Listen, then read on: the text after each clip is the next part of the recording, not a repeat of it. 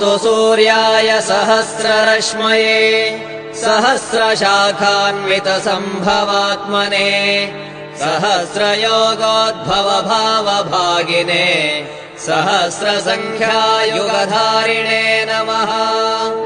यन्मण्डलम् दीप्तिकरम् विशालम् रत्नप्रभम् तीव्रमनादिरूपम् दारिद्र्यदुःखक्षयकारणम् च पुनातु माम् तत्सवितुर्वरेण्यम्।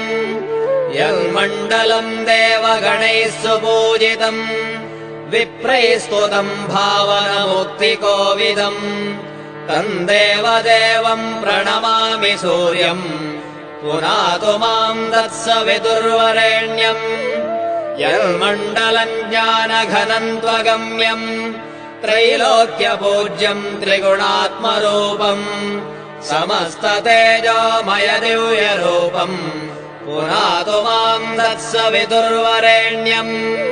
यन्मण्डलम् गूढमतिप्रबोधम् धर्मस्य वृद्धिम् कुरुते जनानाम् यत्सर्वपापक्षयकारणम् च पुनातु माम् तत्सवितुर्वरेण्यम्। यन्मण्डलम् व्याधिविनाशरक्षम् यदृग्यजुस्सामसु सम्प्रगीतम् प्रकाशितम् येन च भूर्भुवः स्वः पुनातु माम् तत्सवितुर्वरेण्यम्।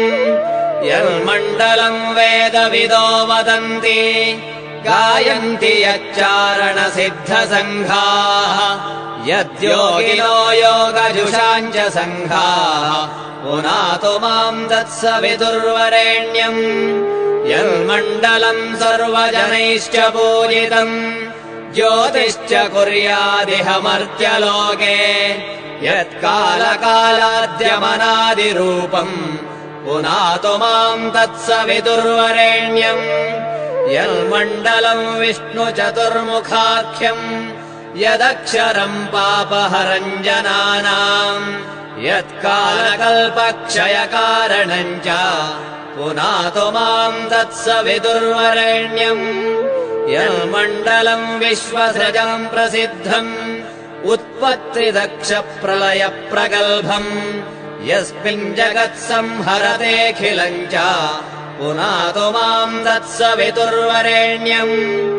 यन्मण्डलम् सर्वगतस्य विष्णोः आत्मा परम् धाम विशुद्धतत्त्वम् सूक्ष्मान्तरैर्योगपथानुगम्यम् पुनातु माम् तत्सवितुर्वरेण्यम्।